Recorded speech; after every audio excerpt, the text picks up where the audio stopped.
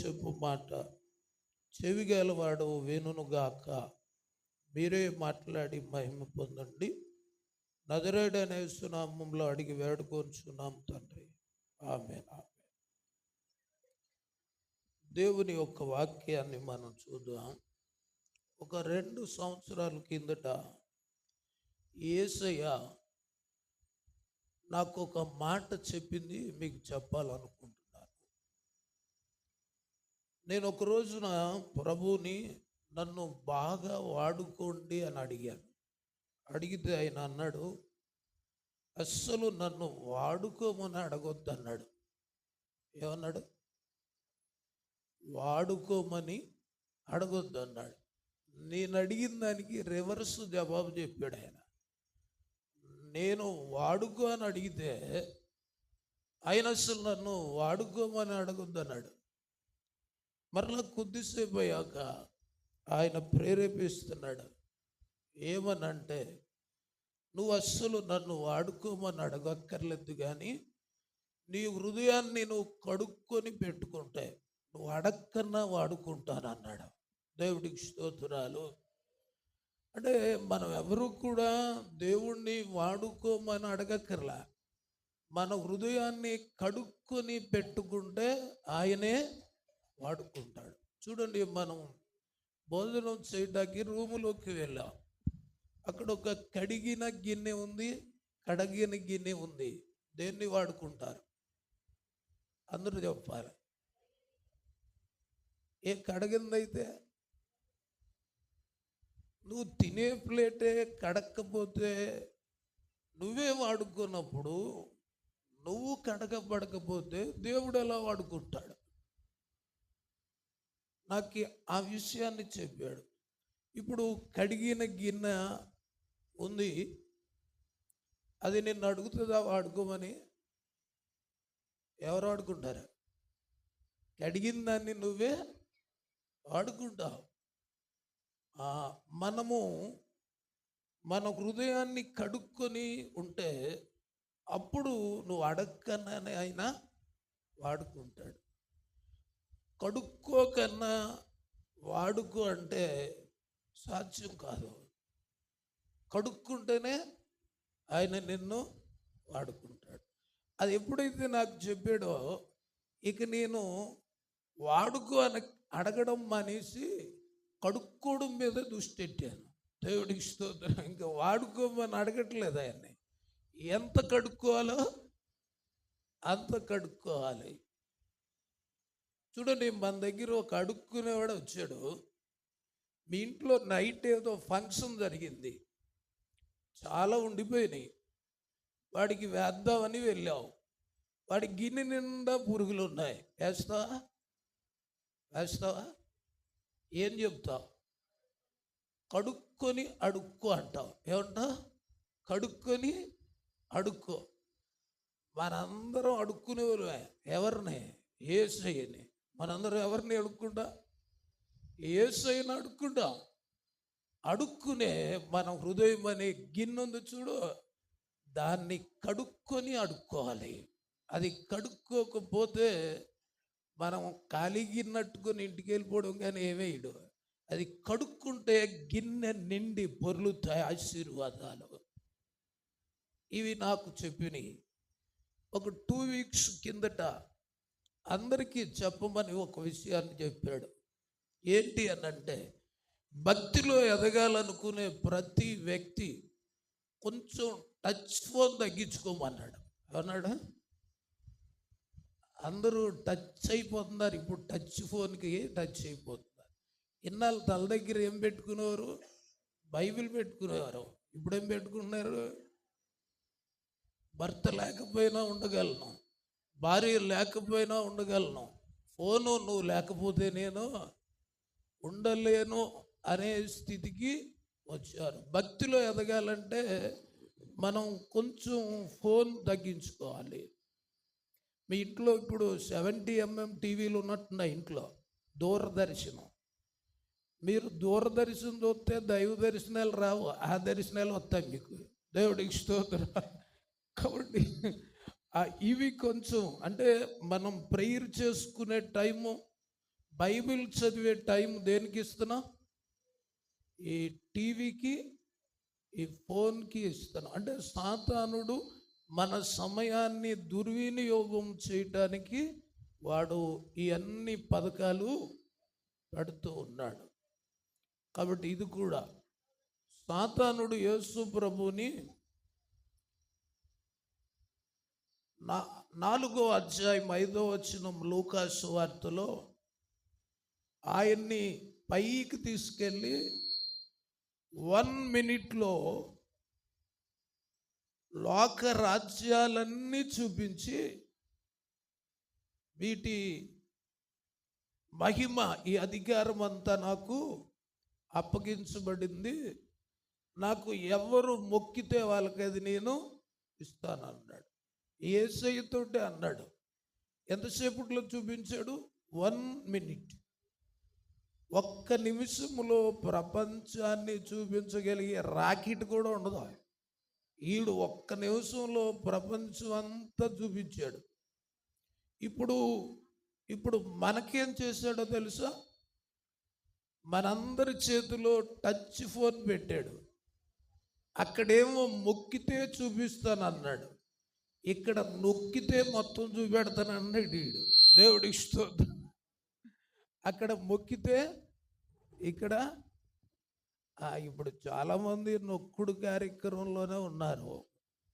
కాబట్టి అది కొంచెం తగ్గించుకుంటే భక్తిలో ఎదగొచ్చని ప్రభు తెలియచేసిన మాట మీకు చెప్తున్నాను. దేవుడికి స్తోత్రం. యేసు ప్రభు ఈ భూమి మీదకి రావడము అనే ప్లాన్ ఉంది చూడండి. అది జగత్ పునాది వేసిన తర్వాత కాదు. ఎప్పుడంటే ఆ ప్లానింగ్ జగత్ పునాది అంటే ఇంకా సృష్టి సృజించక మునుపే ఎఫెసీయులకు రాసిన పత్రిక 1వ అధ్యాయం 6వ వచనం, 6వ వచనములో 6వ లైన్ ఉంటుంది. 6వ వచనములో 6వ లైన్ ఉంటుంది చూడండి. జగత్ పునాది వేయబడక మునుపే ప్రేమ చేత, అంటే యేసు ప్రభు భూమి మీదకి రావడము అనేది ఈ సృష్టికి పునాది వేయబడక ముందు ప్లాన్. అది ఈ సృష్టికి జగత్కి పునాది వేయబడక ముందే క్రీస్తులో ఆయన మనల్ని ఏర్పరచుకున్నాడు. అయితే ఈ సృష్టిని ఎందుకు చేశాడు ఆయన? ఈ సృష్టిని చేయటానికి కారణం ఏంటి అని బైబిల్ని అడిగితే బైబిల్ మనకి చెప్పేటటువంటి ఆన్సర్ ఏంటంటే, యోహాను సువార్త 3వ అధ్యాయం 16లో అంటాడు, దేవుడు లోకమును ఎంతో ప్రేమించెను. అసలు ఈ సృష్టిని చేయటానికి కారణం ఏంటి అంటే ఆ ప్రేమ కారణం. దేవుడికి స్తోత్రాలు. ఈ సృష్టిని చేయటానికి కారణం ఏంటంటే దేవుడు లోకమును ఎంతో ప్రేమించెను. ఆ ప్రేమే ఈ సృష్టికి పునాది వేయటానికి కారణం. దేవుడికి స్తోత్రాలు.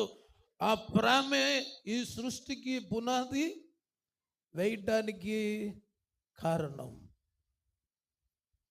దేవుడు అసలు ఈ సృష్టిని చేయటానికి కారణం ఎవరు అని అంటే మానవుడే అని బైబిల్ చెబుతుంది.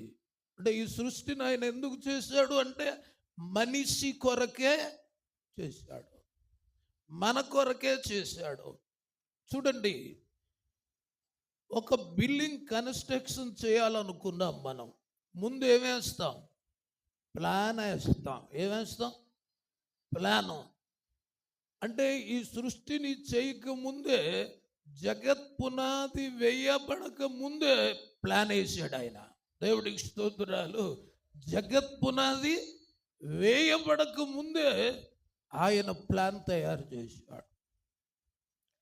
ప్లాన్ అయిన తర్వాత ఏమవుతుంది? ఆ బిల్డింగ్కి కావలసిన మెటీరియల్ అంతా ఆ ప్లేసుకి చేరుస్తాం. కన్స్ట్రక్షన్ చేసేటప్పుడు ఏం చేస్తాం? మెటీరియల్ అంతా ఎక్కడ కడుతున్నామో అక్కడికి అన్నీ కూడా చేరుస్తాం. కాబట్టి ఇప్పుడు దేవుడు మనిషిని కట్టాలనుకున్నాడు. దానికి ముందు ప్లాన్ ఎప్పుడు జరిగింది? జగత్ పునాది వేయబడక ముందు ప్లాన్ చేశాడు. అయితే ఇప్పుడు సృష్టిని చేయాలి అంటే ఇప్పుడు మనిషిని కట్టడానికి ముందు మనిషికి ఏ మెటీరియల్ అవసరమో అవన్నీ దేవుడు చేశాడు. అవన్నీ దేవుడు చేశాడు.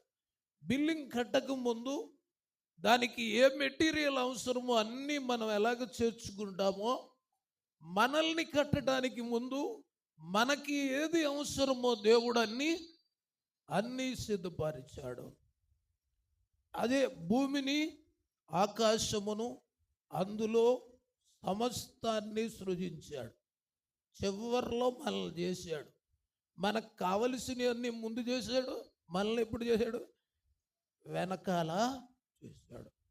ఎందుకంటే ముందు ఆయన భూమిని చెయ్యకపోతే మనిషిని ఎక్కడి నుంచి తీయాలి?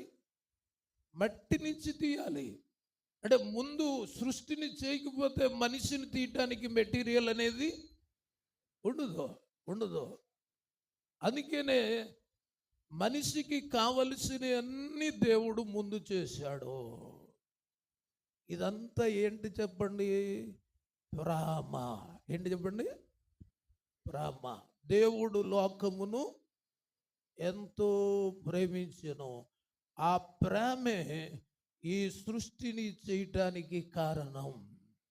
దేవుడి ప్రేమ మాటలతో చెప్పే ప్రేమ కాదు, క్రియాపూర్వకమైన ప్రేమ.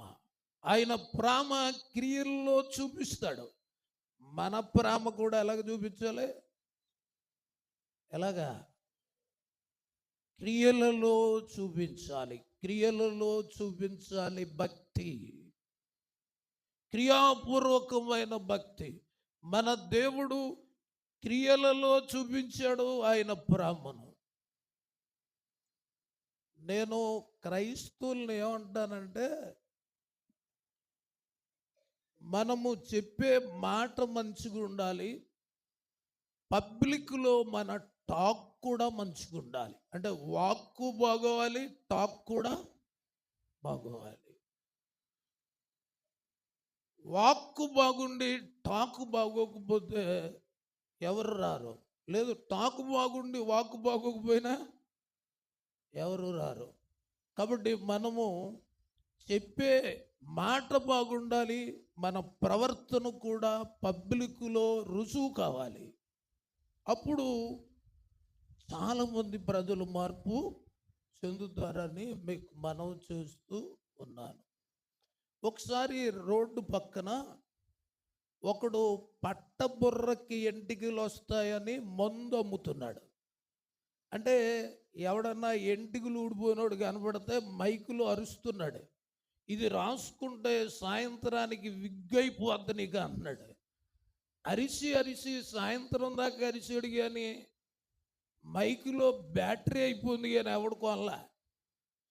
ఏట్రా అని ఆడొంక చూస్తే ఆడిదే పట్టబుర్ర. అంటే ఆ గుణం ఆళ్ళలో కనబట్టలేదు, కానీ మిగతా వాడికి ఎంటికలు వస్తాయని చెప్తున్నాడు. బాధ చెప్తున్నాను, యేసు ప్రభు గురించి నువ్వు ఎవరికి సువార్త చేసినా ఆ సువార్త చేసే నీలో ఆయన గుణము ప్రజలు చూడాలి. దేవుడికి స్తోత్రాలు. ఆయన గుణాన్ని ప్రజలు చూడాలి. అప్పుడు నువ్వు చెప్పే ప్రతిదానికి విలువిస్తారు. కాబట్టి మనం క్రియలు కూడా ప్రభువుని చూపించేగా ఉండాలి. చూడండి, బైబిల్లో యోహాను ఉంటాడు. ఆయన్ని చూసి పబ్లిక్ టాక్ ఎలా ఉందో తెలుసా? ఇతనే క్రీస్తయి ఉండునేమో. ఎలా అనుకున్నారు? ఇతనే క్రీస్తయి ఉండునేమో. యోహాను ఉన్న దినాల్లో యోహాను ఒక్క అద్భుతం చేయలే, ఒక్క అద్భుతం కూడా చేయలే. ఎందుకు ప్రజలు అడవిలోకి వెళ్ళిపోయారంటే యోహాను క్రియలు క్రీస్తుని చూపెడుతున్నాయి. కాబట్టి మన క్రియలు క్రీస్తుని చూపిస్తే మన కుటుంబాలు దేవుడి దగ్గరికి వస్తాయి. క్రియలో ప్రభువుని మనం చూపించేవారిగా ఉండాలని మీ అందరికి కూడా మనవి చేస్తూ ఉన్నా. యేసు ప్రభు ఎందుకు వచ్చాడో అది చెప్తాను. నక్షత్రం జోలికి వెళ్ళను, జ్ఞానుల జోలికి వెళ్ళను.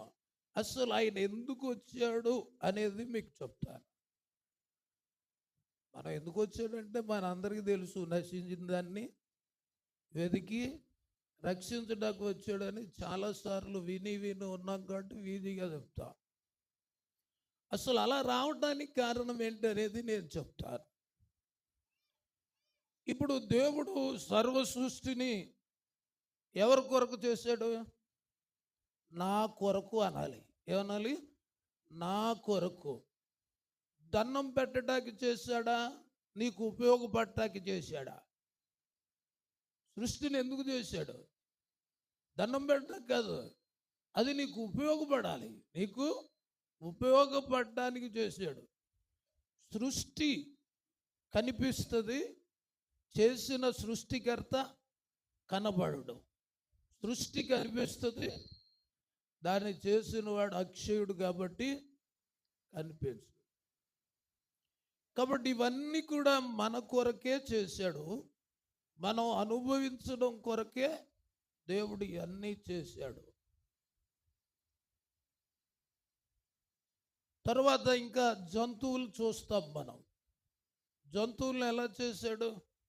కుక్కకి కుక్క ముఖం పెట్టాడు, ఏనుగుకి ఏ ముఖం పెట్టాడు? ఏనుగు ముఖం పెట్టాడు. కోతికి, మనకి ఆయన ముఖం పెట్టాడు. ఏంటి స్పెషల్? ప్రేమ. దేవుడికి స్తోత్రాలు. ఏంటది? ఆయన స్వరూప్యములో మనల్ని చేయటానికి కూడా ఆయన మనలను అంతగా ప్రేమించాడు. లేకపోతే ఆ జంతువుల ముఖం మనకెట్టేసి ఉంటాయి, మన ముఖాలు మనమే చూసుకోలేము. ఇప్పుడు దేవుడికి స్తోత్రాలు.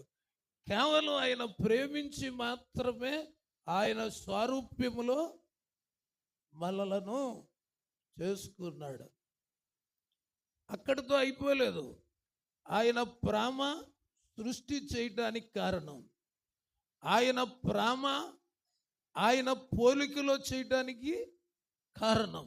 ఇంకా ఆయన ప్రేమ ఏంటంటే ఈ ఆదాము అవ్వములను సృజించి ఆయన తన వెనకాలన్న ప్రధాన దూతలకు కానీ, తన వెనకాలన్న ఆయన ఆరాధించే దూతలకు కానీ ఈ సృష్టి మీద అధికారము ఇవ్వలేదు. అధికారము ఇవ్వలేదు. ఎవరికి ఇచ్చాడు?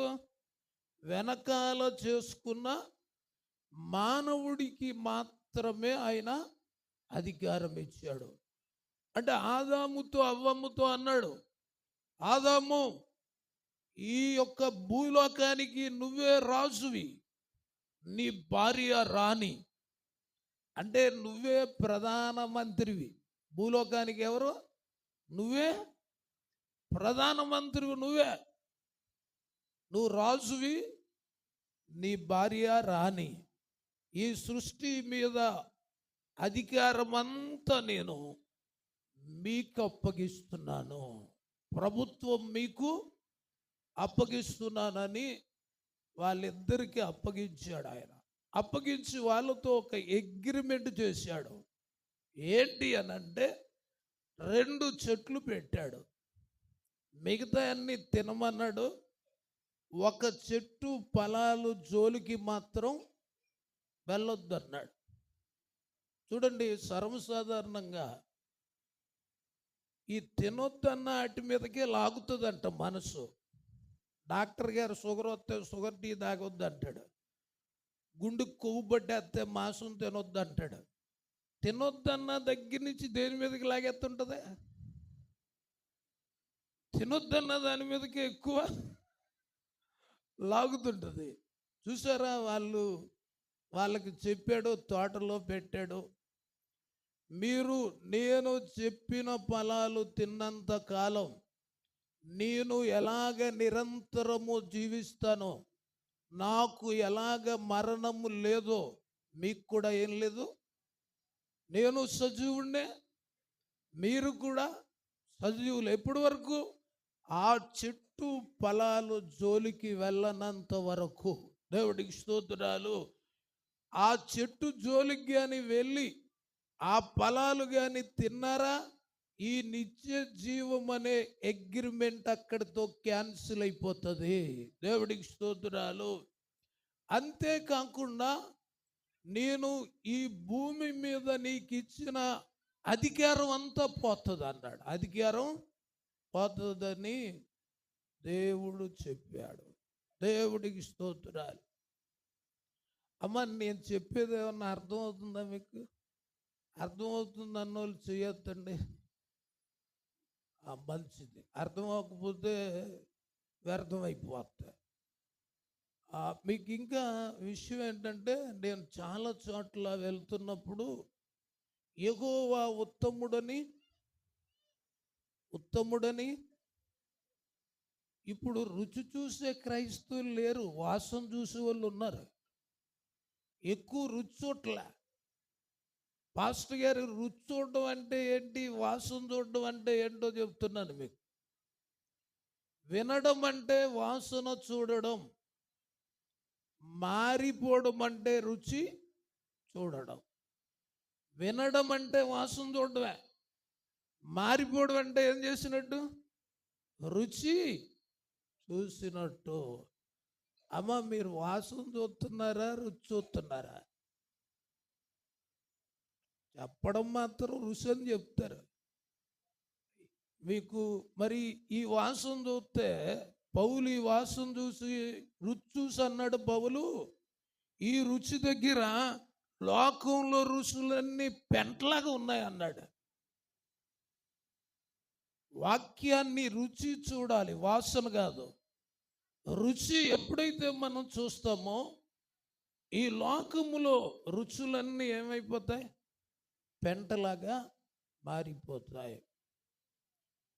కాబట్టి మనం అన్నిటికన్నా ప్రపంచములో శ్రద్ధగా వినవలసిందేంటి, దేవుని వాక్యం. మనం పనికి మాలి శ్రద్ధగా వింటున్నాం, కానీ జీవితాన్ని బాగు చేసే వాటిని ఎలా వింటున్నాం, అశ్రద్ధగా వింటున్నాం. దేవుడు మాట్లాడుతున్నప్పుడు శ్రద్ధ వినాలి. ఎందుకు శ్రద్ధగా వినాలి? అసలు నీకు విశ్వాసం స్టార్ట్ అయ్యేది ఎక్కడంట, వినుట ద్వారానే విశ్వాసం ప్రారంభమవుతుంది. అందుకనే శ్రద్ధగా మనం వినాలి. వినక ముందు నీ ఇష్టం, విన్నాక నీ ఇష్టం కుదరదా? విన్నాక ఆయన ఇష్టమైంది మనం చేయాలి. వినక ముందు నీ ఇష్టం, విన్న తర్వాత నీ ఇష్టాలు కుదరదని మీకు మనవి చేస్తూ ఉన్నాను. దేవుడికి స్తోత్రాలు. ఇక్కడ అసలు పాపము ఎలా వచ్చింది అనేది ఆలోచిస్తే, మొట్టమొదట స్త్రీ ఒక పొరపాటు చేసింది. ఆమె చేసిన పొరపాటు ఏంటి అంటే, ఆమె సెలెక్ట్ చేసుకున్న స్నేహం మంచిది కాదు. ఆమె చేసిన పొరపాటు ఏంటంటే, ఆమె సెలెక్ట్ చేసుకున్న స్నేహం మంచిది కాదు. ఎవరామె ఫ్రెండు? పాము. ఎవరన్నా పాముతో స్నేహం చేస్తారా? పాముతో సావాసం చేస్తారా? అలాంటిది ఆమె దేంతో స్నేహం చేసింది? సర్పముతో. అంటే ఆమె స్నేహము విషయంలో రాంగ్ స్టెప్ వేసింది. స్నేహం విషయంలో ఎవరితో చేయకూడదో, ఎవరితో చేయాలో కూడా మనం జాగ్రత్తగా చూసుకోకపోతే మనము కూడా పడిపోయే అవకాశము ఉంటుందని మీకు మనం చేస్తూ ఉన్నా. అమ్మ, పాముతో ఎవరన్నా స్నేహం చేస్తారా? చెయ్యరన్న వాళ్ళు చెయ్యొద్దండి. మీరు చేసేలా కనబడుతున్నారు, చెయ్యొద్దట్లేదు. ఎవరు చేస్తారు పాముతోటి? అదంటే అసలు సచ్చిన పాము అంటేనే భయం మనకి. అలా బతుకున్న దాంతో ఎవడు తిరుగుతాడు? అలాంటిది ఆమె బతుకున్న పాముతో, సర్పంతో స్నేహం చేసింది. ఆ దృష్ట సాంగత్యము ఆమె మంచి నడవడికను పాడు చేసింది. ఆ దృష్ట సాంగత్యము ఆమె మంచి నడవడికను పాడు చేస్తుంది. కాలేజీకి వెళ్ళే స్టూడెంట్స్ కానీ, ఇళ్ళ దగ్గర ఉన్నోళ్ళు కానీ, మీ ఫ్రెండ్షిప్ సరైంది కాకపోతే నువ్వు ఎంత గొప్పోడు అయినా పాడైపోతావు. కాబట్టి నువ్వు నువ్వు స్నేహాన్ని చేసేటప్పుడు కూడా బైబిల్లో చెప్పాడు, అవిశ్వాసితో విశ్వాసికి, అంటే మనం విశ్వాసితో ఉంటే విశ్వాసములో ఎదిగే అవకాశము ఉంటుందని మీకు మనవి చేస్తున్నా. ఇప్పుడు వెలుగై ఉన్న అవ్వమ్మ చీకటితో ఎంబెత్తుకుంది, పొత్తు పెట్టుకుంది. అది ఆమెను పాడు చేసింది అన్నమాట. ఈ సృష్టి పాడవడానికి కారణం ఆమె సెలెక్ట్ చేసుకున్న స్నేహం మంచిది కాదు. ఈరోజు కొంతమంది మంచి పేరున్న అమ్మాయిలు, అబ్బాయిలు, మంచి పేరున్న వాళ్ళు, కొంతమందికి ఇప్పుడు చెడ్డ పేరు వచ్చింది. కారణం ఏంటంటే వాళ్ళు స్నేహం విషయంలో రాంగ్ స్టెప్ వేశారు. అందుకనే వాళ్ళు పాడైపోయిన వాళ్ళు చాలామంది మనం చూస్తున్నాం. నా అనుభవంలో నేను నేర్చుకున్నది ఏంటంటే, ఒక వ్యక్తి బాగుపడాలన్నా చెడిపోవాలన్నా నీవు సెలెక్ట్ చేసుకున్న స్నేహం మీదే ఆధారపడి ఉంటుంది అనేది నా అనుభవంలో నేను నేర్చుకున్నాను. అది కాబట్టి మనందరికీ ఒక మంచి స్నేహితుడు ఉన్నాడు. ఆయన నేను ప్రకటిస్తున్న యేసయ్య.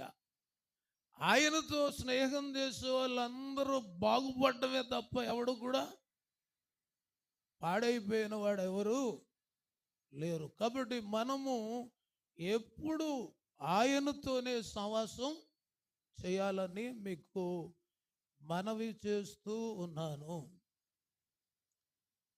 ఇప్పుడు సహవాసం చేసింది చూడండి, ఫ్రెండ్షిప్ ముదిరిపోయింది అనుకోండి, సీక్రెట్స్ ఏవి దాచుకోరు. మొత్తం అన్ని విషయాలు ఎవరికి చెప్పేస్తారు? ఫ్రెండ్కి చెప్పేస్తారు. కొంతమంది ఆడవాళ్ళకి ఎవరన్నా ఫ్రెండ్ అయితే వాళ్ళ ఆయన కొరకు కూడా చెప్పేస్తారు. ఇంట్లో ఉన్నాయన్నీ చెప్పేస్తారు. మీ ఇద్దరు కలిసి ఉన్నంతసేపు బాగానే ఉంటుంది. ఆవిడికి నీకు గొడవ వచ్చింది, ఆవిడ ఊరంతా చెప్పేద్ది. అందుకనే కొన్ని రహస్యాలు కూడా మనం అన్నీ చెప్పకూడదు. అక్కడ కూడా చాలా జాగ్రత్తగా ఉండాలి. ఇప్పుడు ఈమె ఫ్రెండ్షిప్ ముదిరిపోయిందండి. ఏమైపోయింది? బాగా ముదిరిపోయింది. ఎంత ముదిరిపోయిందంటే, దేవుడు మాట కన్నా, భర్త మాట కన్నా, ఇప్పుడు ఎవరి మాట వేదం ఆవిడికి? సర్పము మాట వేదం. ఫ్రెండ్షిప్ కూడా బాగా ముదిరిపోయిన ప్రమాదమే. అన్ని సీక్రెట్స్ అన్ని ఏం చేస్తారు? ఆ ఫ్రెండ్తో చెప్పేస్తారు. ఇప్పుడు ఒక రోజున 3వ అధ్యాయం ఆదికాండంలో అడిగాడు, ఈ చెట్ల ఫలాలలో దేనినైనా మిమ్మల్ని తినొద్దని అన్నాడా అని అడిగాడు. ఇప్పుడు ఫ్రెండ్షిప్ ముదిరిపోయింది కదా, ఏం చేసిందంటే అన్ని తినమన్నాడు కానీ ఆ చెట్టు జోలికి వెళ్ళొద్దు అన్నాడు. ఆ ఫలాలు తింటే ఏమవుద్దని అడిగాడు. ఈ తినిన దినమున చస్తారని చెప్పాడు అన్నాడు. చూడండి, దేవుడు నమ్మకం ముందు సినిమాలు చూసేవాళ్ళం. ఆ సినిమాలో హీరో మాయిల్ ఫకీర్ని ఎంత చంపినా సావడం. ఆడి ప్రాణం ఎక్కడున్నది? చిలకలో ఉంది. ఇప్పుడు చిలకలో ఉందని హీరోకు తెలిసిపోయింది అనుకో, వీళ్ళకి ఏమైపోద్ది? చంపడం ఈజీ అయిపోద్ది. ఇప్పుడు అవ్వమ్మ ఏం చేసిందంటే, మా ప్రాణం ఆ ఫలాల్లో ఉందని చెప్పేసింది. ఇప్పుడు ఆడికి చంపడం ఏమైపోయింది? ఈజీ అయిపోయింది. అంటే ప్రాణ రహస్యాన్ని కూడా వాడికి చెప్పేసింది అన్నమాట. సంసోన్ని దెలీలా ఇసుకిస్తే బలము రహస్యాన్ని చెప్పినట్టుగా ఇప్పుడు ఈమెం చేసింది, సర్పానికి ప్రాణ రహస్యాన్ని చెప్పింది. అంతే 3 బాణాలు వేసాడు ఆవిడ మీద. ఒక బాణం ఏంటంటే ఆ ఫలాలు చూడడం నేత్రాశ, తినడం శరీరాశ, మీరు దేవతలు అయిపోతారు అంటే జీవపు డంబము.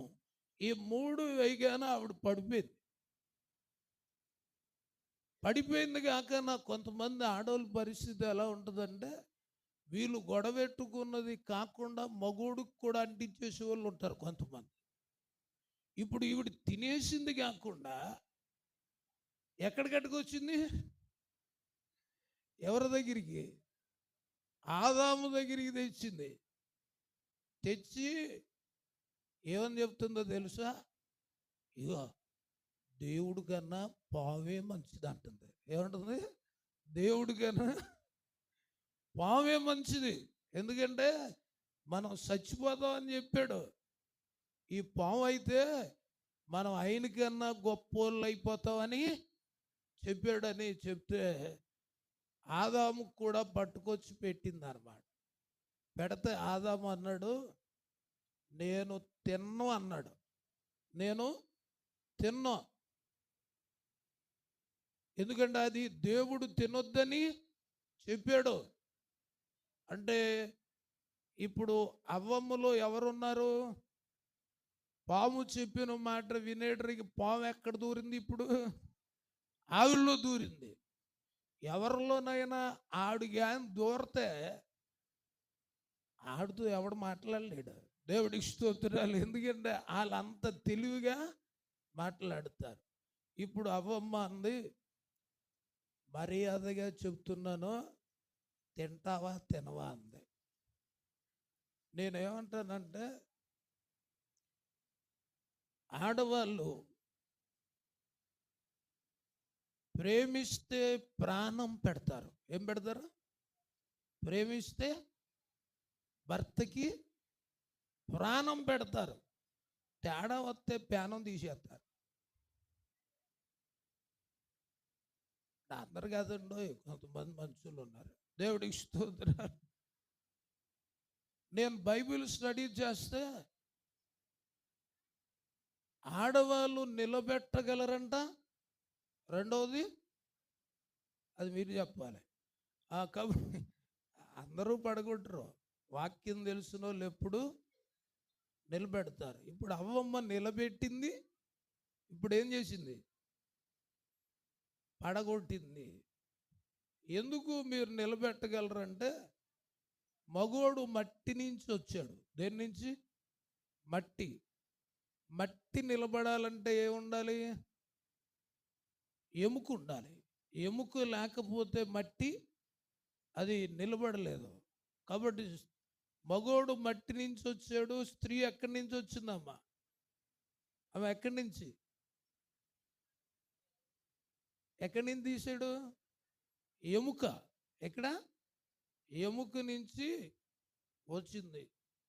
నేను ఏదన్నా అడిగినప్పుడు మీరు నాకు రిప్లై ఇచ్చారనుకో, మీరు వింటున్నారని నేను అనుకుంటాను. ఆ రిప్లై వస్తే వింటున్నట్టు. మగోడు దేని నుంచి తీసాడు దేవుడు? దేని నుంచి? మీరు ఏదన్నా గొడవ అయినప్పుడు ఇంత మౌనంగా ఉంటే ఎంత మంచి పేరు వస్తుందో, అక్కడ మాత్రం టాపులు వేస్తారు. దేవుడికి స్తోత్రం. మాట్లాడే దగ్గర మాట్లాడాలి. మగోడు మట్టి నుంచి వచ్చాడు, స్త్రీ ఎముకే. ఎముకలు కూడా మగోళ్ళలోనే ఉన్నాయి. ఒక ఎముకను తీసి దేవుడు స్త్రీగా చేశాడు. ఎముక గట్టుకుంటుందా? మట్టి గట్టుకుంటుందా? మగోళ్ళు కట్టుకుంటారా? ఆడవాళ్ళు కట్టుకుంటారా? మగోడు ఏదన్నా గొడవ వస్తే, అంటే నా అనుభవం ఉందిలే మీకు చెప్తున్నాను, ఆ గొడవ వస్తే 5 నిమిషాల్లో మెత్తబడి తప్పు అయిపోయింది ఏమో అనుకోకు, కోపంలో ఏదో అనేసి అని అంటారు. కానీ ఆడవాళ్ళు నెల అయినా మెత్తబడిన వాళ్ళు ఉంటారు, వారమైనా మెత్తబడరాళ్ళు. ఎందుకంటే ఆ పుట్టుకలోనే ఉంది అది. దేవుడికి స్తోత్రాలు. హల్లెలూయా. ఆ గట్టిదనం ఎముక, ఆ గట్టిదనం. అయితే ఇప్పుడు అవ్వమ్మ ఏం చేసిందంటే, ఆదాముని తినమని అడిగితే తినలేదు అతను. ఒక వార్నింగ్ ఇచ్చింది. ఇప్పుడు ఈ వార్నింగ్స్ ఎక్కువైపోయినాయి ఆడోళ్ళు. ఏంటి అని అంటే, ఆయన ఒకే మాట అంది, మర్యాదగా తింటావా తినవా అంది. ఆయన అన్నాడు తిన్నన్నాడు. ఇప్పుడు ఏమందో తెలుసా, తినకపోతే నిన్ను వదిలేసిపోతానంది. నిన్ను వదిలేసిపోతానంది. అప్పుడు లొంగాడు. ఆడవాళ్ళు పట్టుదల పడితే ఎలాంటి మగోడైనా లొంగిపోతాడు. ఇగో, మీ అమ్మ దగ్గరికి వెళ్ళొద్దంటే వెళ్ళకన్నా ఉండిపోతాడు. మీ నాన్న చూడొద్దంటే చూడకన్నా ఉండిపోతాడు. ఎందుకేనంటే ఒకవేళ చూస్తే మీరేం చేస్తారో అతనికి తెలుసు. దేవుడికి స్తోత్రం. కొంతమంది అలాగే పీడించే వాళ్ళకి భయపడే వాళ్ళు కూడా సమాజంలో ఉన్నారు. ఆదాముకు కూడా తింటావా వదిలేసి పొమ్మంటావా అంది. నిజంగా అప్పుడు ఇంతమంది ఆడవాళ్ళు ఉంటే ఎలాగున్నో నాకు తెలియదు, కానీ అప్పుడు ఉన్నది ఆవిడ ఒకరితే ఉంది. ఎవరున్నారు?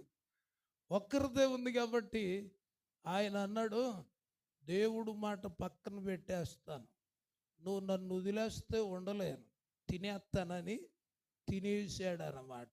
అప్పుడు దేవుడు ఏమన్నాడు, నీ భార్య మాట విని నేను తినొద్దన్న ఫలము తిన్నావు. అంటే ఎవరికి బెండ్ అయ్యాడు ఇప్పుడు? భార్యకి బెండ్ అయిపోయాడు. నీ భార్య మాట విన్నావు నువ్వు. నేనేమో తినొద్దంటే నీ భార్య ఏమంది?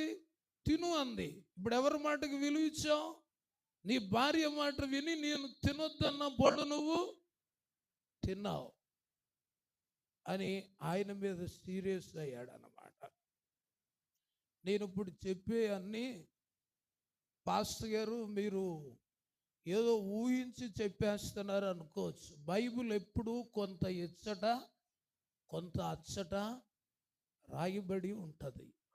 చూడండి, ఇది ఎక్కడ రాశాడు చూపిస్తాను చూడండి. 31 యోబు గ్రంథం 33వ వచనం. యోబు గ్రంథం 31, 33వ వచనం. యోబు అంటున్నాడు, ఆదాము చేసినట్లు నా దోషములు దాచిపెట్టుకొని మహాసమూహానికి భయపడి కుటుంబ తిరస్కారములకు జడిసి. దేనికి జడిసాడంటే ఈయన? కుటుంబ తిరస్కారానికి. ఇప్పుడు కూడా చాలామంది మగవాళ్ళు కుటుంబ తిరస్కారానికి జడిసి తప్పని తెలిసి కూడా తప్పు చేసే వాళ్ళు చాలామంది ఉన్నారు. అందుకనే భార్య మాట విని అనే పదాన్ని రాశాడు అన్నమాట. ఇప్పుడు ఏమైంది చెప్పండి? ఇప్పుడు ఎవరి చేతిలో వాడిపోయారు వాళ్ళు? సాతాను చేతిలో వాడిపోయారు.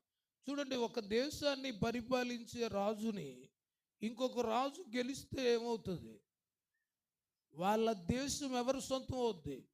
గెలిచిన వాడి సొంతం అయిపోతుంది. ఇప్పుడు ఈ భూలోకానికి వీళ్ళు రాజు ఆదాము, వీళ్ళు వాడిపోయారు. ఇప్పుడు ఈ అధికారం ఎవరికి హ్యాండ్ ఓవర్ చేయబడింది? గెలిచిన సాతానికి హ్యాండ్ ఓవర్ చేయబడింది. ఎప్పుడు వరకు హ్యాండ్ ఓవర్ చేయబడింది అంటే, యేసు ప్రభు శిలువ మరణం పొందేంత వరకు భూమి మీద గవర్నమెంట్ వాడి చేతిలోనే ఉంది. దేవుడికి స్తోత్రాలు. ఆ శిలువ మరణం పొందేంత వరకు ఈ భూలోకము దాని మహిమ ఎవరి చేతిలో ఉంది? వాడే చెప్పాడు కదా యేసు ప్రభుతో, ఈ లోకము దాని మహిమ నాకు అప్పగించబడి ఉన్నది. ఎవరు అప్పగించారు? ఆదాము వాడిపోయి వాడికి అప్పగించాడు. ఈ ఆదాము వాడిపోయిన దగ్గర నుంచి యేసు ప్రభు భూమి మీద పుట్టేంత వరకు ఈ శరీరములో ఆత్మ ఉన్నవాడు, ఈ శరీరాన్ని జయించిన వాడు ప్రపంచములో ఒక్కడు కూడా లేడు. దేవుడికి స్తోత్రాలు. ఈ ఆత్మ ఉన్నవాడు, శరీరములో ఆత్మ ఉన్నవాడు, ఈ శరీరాన్ని జయించిన వాడు ప్రపంచంలో ఒక్కడు కూడా లేడు. మన యేసయ్య కూడా అదే శరీరంలోనికి వచ్చాడు. ఈ శరీరాన్ని జయించగలిగిన దేవుడు యేసు మాత్రమే. మొదటి ఆదాము వాడిపోయి గవర్నమెంట్ వాడికి అప్పగించాడు. కడపటి ఆదాము గెలిచి మళ్ళా గవర్నమెంట్ హ్యాండ్ ఓవర్ చేసుకున్నాడు. యేసు ప్రభు పుట్టకపోతే ఈ భూమి మీద మానవుడికి అధికారము లేదన్నమాట. మొదటి ఆదాము వాడిపోయి ప్రభుత్వం వాడికి చేతికి అప్పగించాడు. రెండవ ఆదాము గెలిచి 28:18 చెప్పాడు ఆయన మత్తయి సువార్తలో, ఇప్పుడు పరలోకములోను భూమి మీదను కూడా నాకు సర్వాధికారము ఇవ్వబడింది. అంటే ఆదాము పోగొట్టుకున్న సర్వాధికారం భూమి మీద రెండవ ఆదాము జయించి మరలా హ్యాండ్ ఓవర్ చేసుకున్నాడు ఆయన. ఇప్పుడు ఆయన అంటున్నాడు, నాకు ఎవరు మొక్కితే వాళ్ళకి నేను కొన్ని అధికారాలు ఇస్తాను అని ఆయన చెబుతున్నాడు. కాబట్టి మనము కూడా జయ జీవితాన్ని కలిగి ఉండాలి. తమ్ముడు, ఇందాక పాస్టర్ గారు చెప్పారు ఏంటి అంటే, క్రైస్తవుడు అబద్ధాన్ని జయించాలి. దేన్ని? అబద్ధాన్ని జయించాలి. అబద్ధానికి నాన్నెవడు? జనకుడు. అబద్ధానికి జనకుడు అపవాది అని బైబిల్లో రాయబడిందా? రాయబడింది అన్నోళ్ళు చేయొద్దండి. అబద్ధానికి నాన్న సాతానుడు అన్నోళ్ళు బైబిల్ చదివిన వాళ్ళు తెలుస్తుంది, మిగతా వాళ్ళు తెలీదు. కాబట్టి ఎంతమంది చదువుతున్నారు ఇప్పుడు తెలిసిపోతుంది. అబద్ధానికి నాన్న ఎవరు అన్నోళ్ళు చేయొద్దండి. ఎత్తట్లేదు, మీరు ఎల్కేజీ స్టూడెంట్ లాగా ఉన్నారు. చిన్న కుర్రోడు తెలుస్తుంది అది. అబద్ధానికి తండ్రి అపవాది. ఇప్పుడు నువ్వు అబద్ధం ఆడితే మీ నాన్న ఎవరు? యేసయ్య అని పిలిచినా మీ నాన్న మాత్రం ఎవరు? నువ్వు అబద్ధం ఆడితే అపవాది. నేను అంటాను, చిన్న అబద్ధాన్ని జయించలేకపోతే పరలోకం ఎలా దొరుకుద్ది? అన్నీ జయించాలి మనం. శరీర క్రియలన్నీ మనము జయించాలి. ఇందాక నేను వచ్చేటరికి ఆ ఆత్మ ఫలాలు 9 కూర్చున్నాయి ఇక్కడ. అవి ఉండాలి మనకి. దేవుడికి హల్లెలూయా. ఆత్మ ఫలంకి వేరైన శరీర క్రియలేమి మన దగ్గర ఉండకూడదు. ఇక లాస్ట్ చెప్పేసి ముగించేస్తాను. ఆయన పుట్టాడు, లేచాడు. ఇప్పుడు అక్కడ లేం మనం. ఆయన త్వరగా వస్తున్నాడు. ఇప్పుడు ఎక్కడున్నాం మనం? పెళ్లి కూతురుగా సిద్ధపడి రెడీగా ఉండే రోజుల్లో ఉన్నాం మనం. క్రైస్తవుడికి ఇది దిద్దుబాటు కాలం కాదు, సిద్ధబాటు కాలం. దిద్దుకోవడం కూడా అయిపోయింది. ఇంకా ఇప్పుడు ఎలా ఉండాలి? సిద్ధపడి ఉండాలని మీ అందరికి కూడా మనవి చేస్తున్నా. ఆ సిద్ధపాటు విషయాలు 5 నిమిషాల్లో మీకు చెప్పేస్తాను. మా దగ్గరికి కొన్నిసార్లు విదేశాలు వెళ్ళే వాళ్ళు వస్తారు. ఎక్కువ శాతం మీ ఏరియా వాళ్ళే విదేశాలు ఎక్కువ వెళ్తుంటారు. దేవుడికి స్తోత్రం. విదేశాలు వెళ్ళే వాళ్ళు వచ్చి మమ్మల్ని 4 అడుగుతారు. 1, అయ్యారు పాస్పోర్ట్కి ప్రార్థన చేయండి అంటారు. 2, మెడికల్కి చేయండి అంటారు. 3, వీసాకి చేయండి అంటారు. 4, ఫ్లైట్ రిజర్వేషన్కి చేయండి అంటారు. ఎందుకు చెప్తున్నాను తెలుసా? వాళ్ళు వెళ్ళవలసింది వేరొక దేశం, కానీ సిద్ధపడేది ఎక్కడ? ఇండియాలో ఉండగా. వెళ్ళాల్సింది వేరొక దేశం, ఇండియాలో ఉండగానే పాస్పోర్టు, ఇండియాలో ఉండగానే మెడికల్, ఇండియాలో ఉండగానే వీసా తెప్పించుకోవాలి, ఇండియాలో ఉండగానే ఫ్లైటు రిజర్వేషన్. వెళ్ళాల్సింది వేరొక దేశం, సిద్ధపడేది ఇండియాలో ఉండగానే. మనందరం ఎక్కడికి వెళ్ళాలి? పరలోకం వెళ్ళాలి. ఎక్కడుండగా సిద్ధపడాలి? భూలోకములో. నువ్వు ఏ చర్చికి వస్తున్నావో ఆ చర్చిలోనే నువ్వు సిద్ధపడాలి. పెళ్ళికి వెళ్ళటానికి సిద్ధపడుతున్నావు, ఏదన్నా ఫంక్షన్కి వెళ్ళటానికి సిద్ధపడుతున్నావు, ఊరు వెళ్ళటానికి సిద్ధపడుతున్నావు, అక్కడికి వెళ్ళటానికి సిద్ధపడుతున్నావు లేదో చూసుకోవాలి. కాబట్టి ఇప్పుడు పరలోకం వెళ్ళటానికి ఒక పాస్పోర్ట్ ఉంది. ఆ పాస్పోర్ట్ పేరేంటంటే మార్కు సువార్త 16:16. నమ్మి బాప్తిసం పొందినవాడు రక్షించబడతాడు. ఇది పాస్పోర్ట్. పాస్పోర్ట్ ఉంటే విదేశాలు రానవరు. దానికి మెడికల్ రిపోర్ట్ కావాలి. ఏం కావాలి? మెడికల్ ఉండాలి. పరలోకానికి మెడికల్ ఏంటంటే బాప్తిసం అనేది పాస్పోర్టు, మారు మనస్సు అనేది మెడికల్ రిపోర్టు. మారు మనస్సు ఉంటేనే మన మెడికల్ అయినట్టు. ఒక్కోసారి మనం పాట పాడుతుంటాం, మారిన మనస్సు దేవుడికి ఇస్తే ఫలితం ఉంటుంది. ఒక్కసారి పాడండి అమ్మా మీరు కూడా. మారిన మనస్సు దేవుడికి ఇస్తే ఫలితం ఉంటుంది. ఇప్పుడు తిప్పి పాడదాం. మారని మనస్సు దేవుడికి ఇస్తే ఫలితాలు ఉండవు. మారితే ముందు పాడింది పాడించుకోండి, మారకపోతే వెనకాలతో పాడుకోండి. దేవుడికి స్తోత్రం. ఏ మనసు? మారిన మనస్సు. మారిన మనస్సు. నేను మనిషి మారితే దేవుడు నీలోకి వస్తాడని బైబిల్లో ఎక్కడైనా రాశాడా? మనిషి మారితే నీలోకి వస్తాడని ఎక్కడైనా బైబిల్లో రాశాడా? మనస్సు మారితే వస్తాడని రాశాడు. అంటే మనిషి మారాలి. మనిషి మారిన వాడి ద్వారా ప్రజలు మారరు, మనస్సు మారిన వాడి ద్వారా ప్రజలు మారతారు. ఎందుకంటే మనస్సు మారిన వాడు మూర్ఖులకు తరం వారికి ఏమైపోతాడు? వేరైపోతాడు. సపరేట్గా ఉంటుంది అతని యొక్క జీవితం. కాబట్టి మనిషి మారాలి. మనస్సు మారితేనే మనస్సులోనికి దేవుడు ప్రవేశిస్తాడని మనం చేస్తున్నాం. ఆ మనస్సు మారడమే నీ మెడికల్ బాగున్నట్టు. లాజర్ కంట పై జబ్బులు ఉన్నాయంట, కానీ ఏ జబ్బు లేదంట.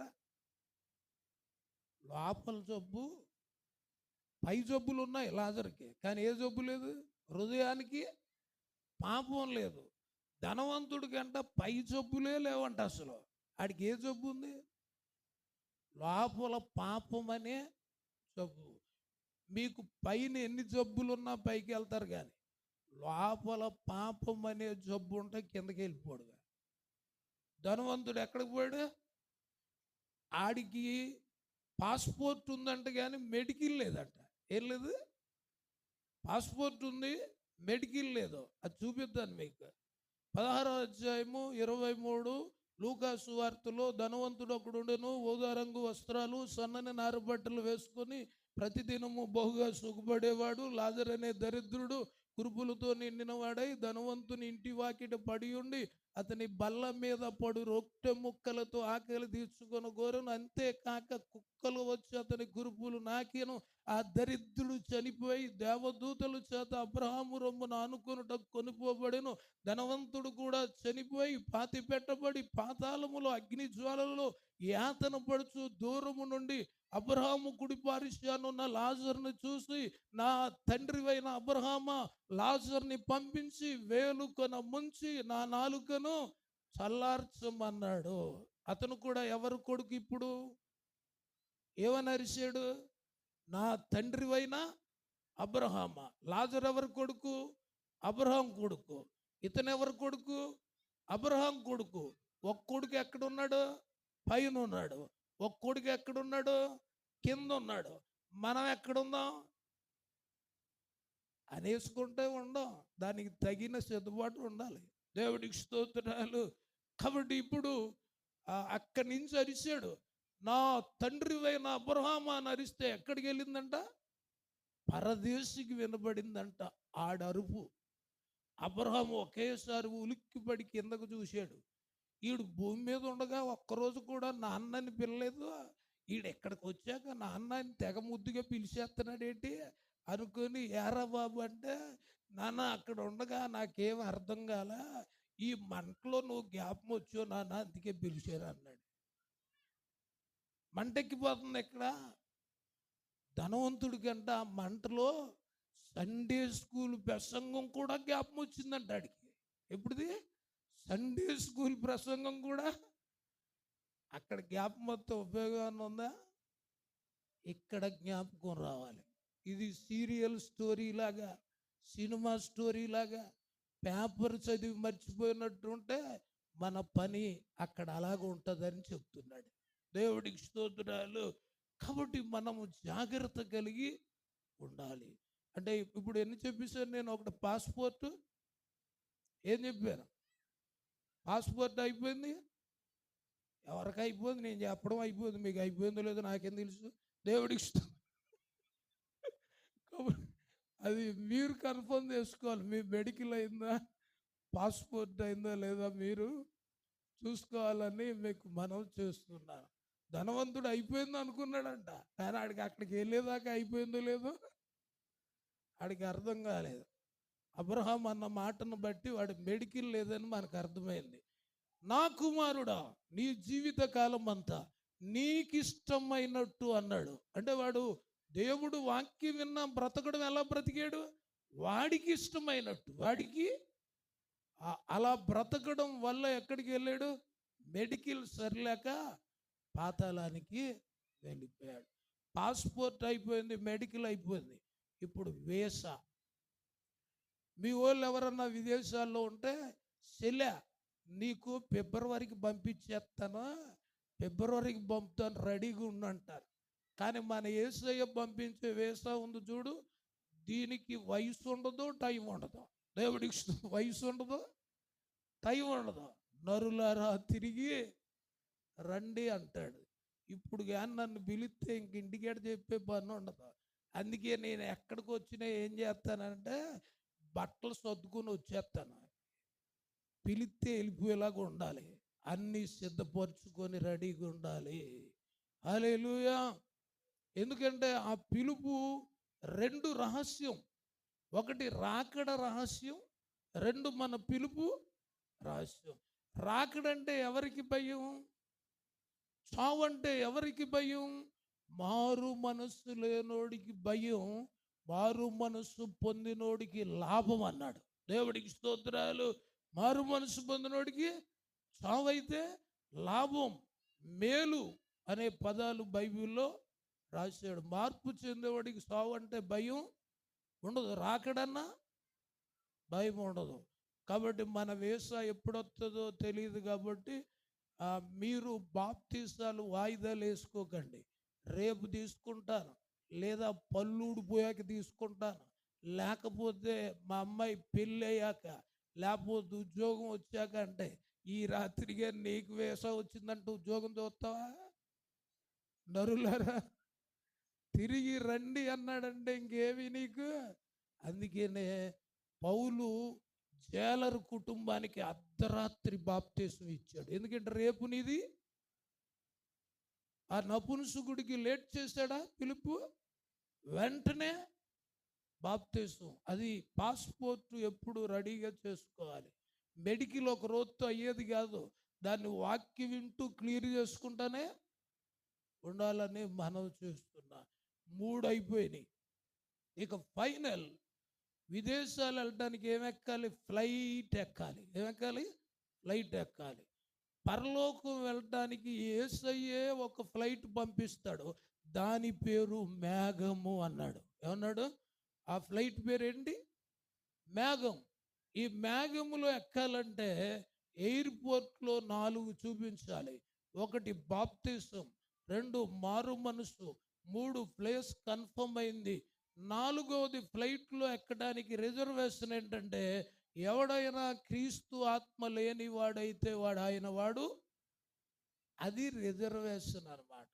కాబట్టి మీరు ఇంకా ఎవరన్నా యవనస్తులు, పెద్దవాళ్ళు, చిన్నవాళ్ళు అసలు యేసు ప్రభువుని నమ్మి బాప్తిసం లేకపోతేనంట నువ్వు క్రీస్తుని ధరించుకున్నట్టు కాదు అని బైబిల్లో రాయబడింది.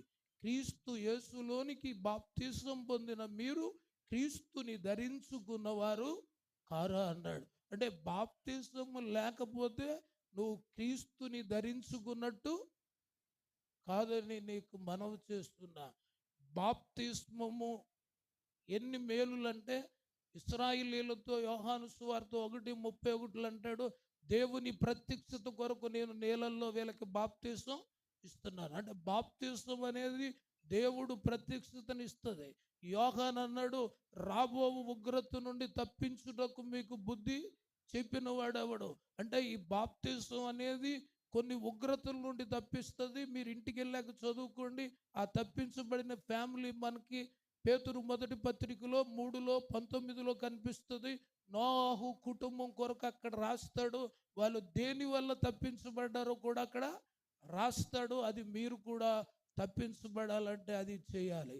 ఇంకా అంతేకాకుండా 22:16 అపోస్తుల కార్యాలు అంటాడు, గనుక తడువు చేయుట ఎందుకు, లేచి ఆయన నామమును బట్టి బాప్తిస్మము పొంది నీ పాపములను కడిగి వేసుకొనుము. ఈ పాపాలు కడగడానికి ఎక్కడెక్కడో తిరుగుతున్నారు.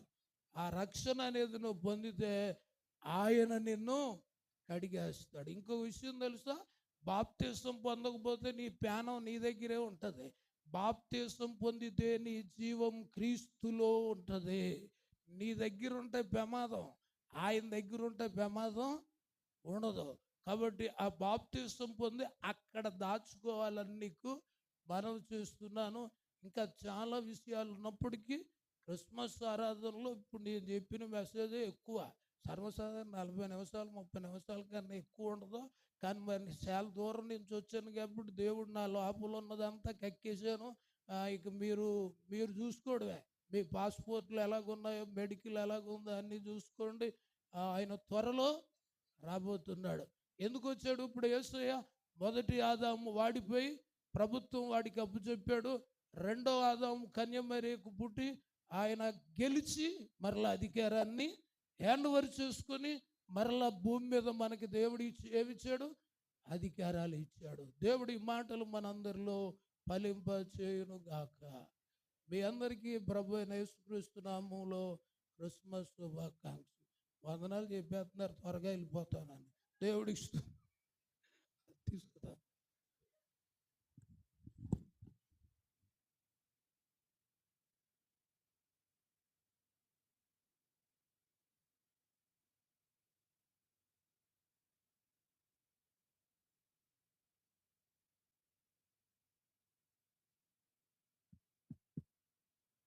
దేవుని పరిశుద్ధమైన నామానికి మహిమ కలుగును గాక.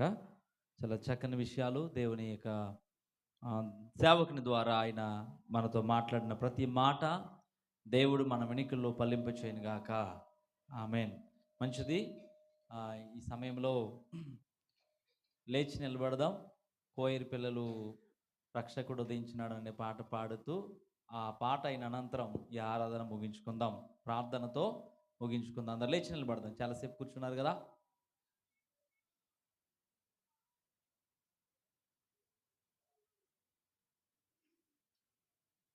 ఓకే, ఈ పాట పాడుతూ ఉండగా కానుకలు పడతారు.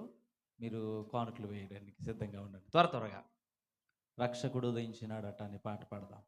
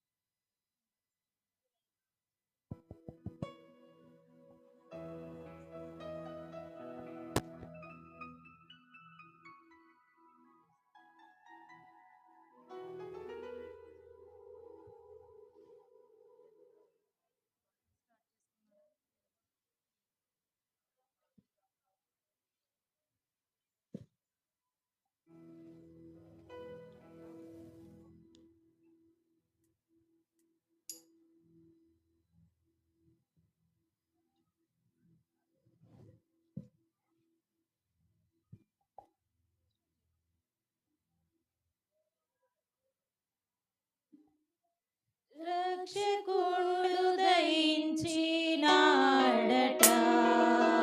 మన కొరకు పరమ రక్షకుడు దయించినాడట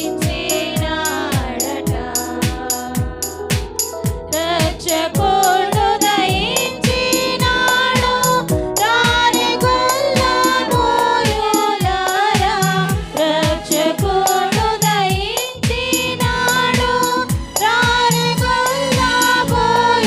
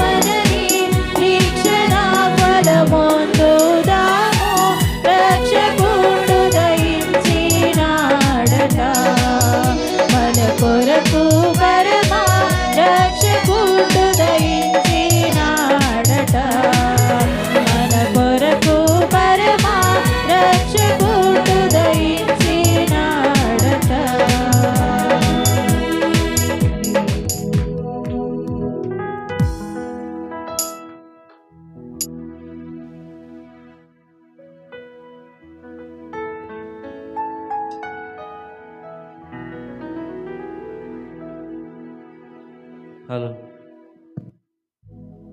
ఓకే, ఇంతవరకు మరి చక్కగా సహకరించిన మీ అందరికీ వందనాలు తెలియపరుస్తున్నాను. అద్భుతమైన రీతిగా దేవుడు మనతో మాట్లాడాడు. మరి విన్న వాక్యాన్ని బట్టి మనం దేవుని స్తుతిస్తూ ఆ వాక్యానుసారంగా మనం బ్రతకాలని ఈరోజు ఈ క్రిస్మస్ యొక్క సందేశం మనము ఏర్పాటు చేసుకున్నటువంటి క్రిస్మస్లో ఈ ఆరాధనలో దేవుడు మనల్ని దర్శించినటువంటి విధము ఎలాంటిదో అందరూ గ్రహించి ఆ విధంగా ఉండడానికి ప్రయత్నించేద్దాం. ప్రయత్నం అంటే తప్పనిసరిగా మనము విన్నాము కాబట్టి దాని కొరకు ప్రయాసపడాలి. మరి ఈ సమయంలో మన మధ్యలో ఉన్న దైవజనులు సాల్మన్ రాజు గారు ప్రార్థన చేసిన తర్వాత ఎన్ఎస్ రాజు గారు ఆశీర్వాదంతో ఈ ఆరాధన ముగించుకుందాం. అందరూ కూడా ప్రార్థనలో ఏకీభవిద్దాం.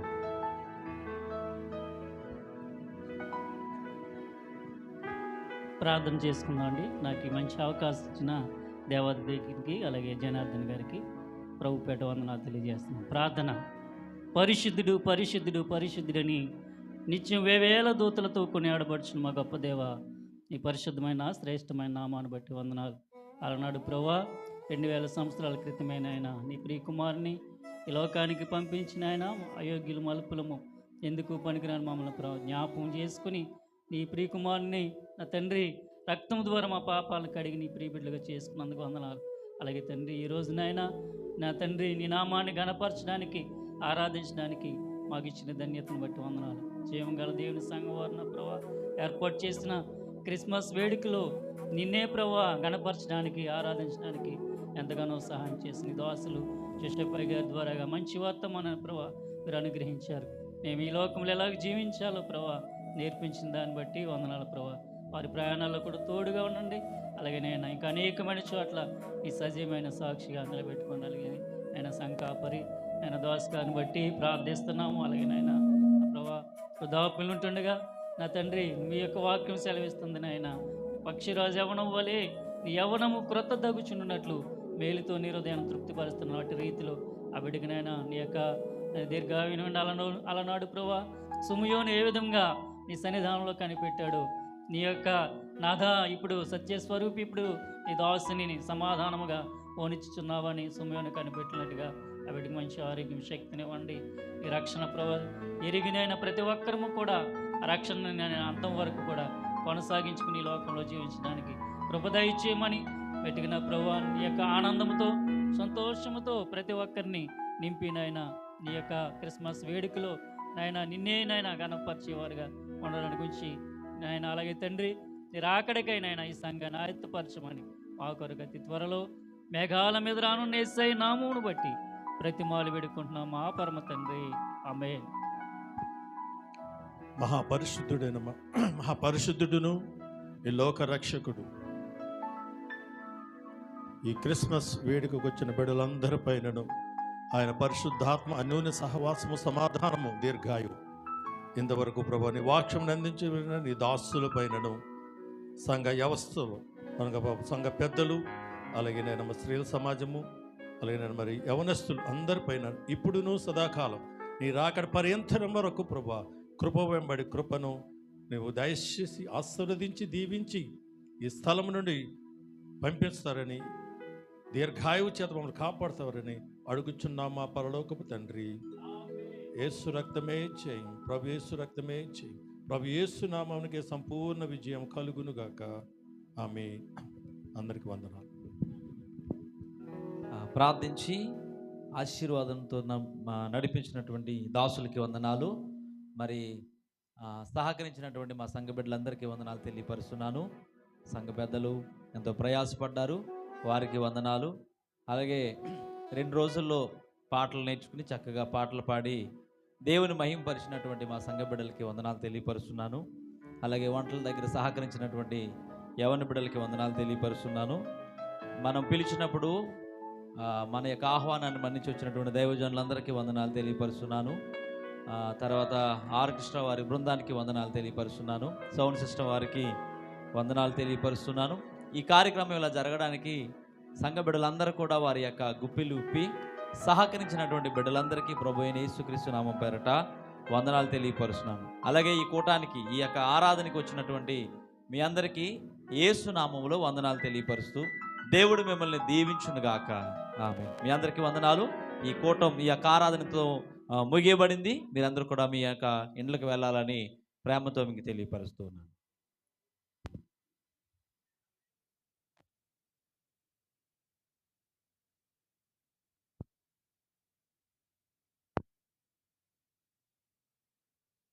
ఎవరైనా ఇంకా భోజనం చేయవలసిన వారు భోజనం చేసి వెళ్ళాలని మీకు తెలియపరుస్తున్నామండి. అందరికీ భోజనాలు ఏర్పాటు చేస్తాం. అందరూ భోజనం చేసి వెళ్ళాలి.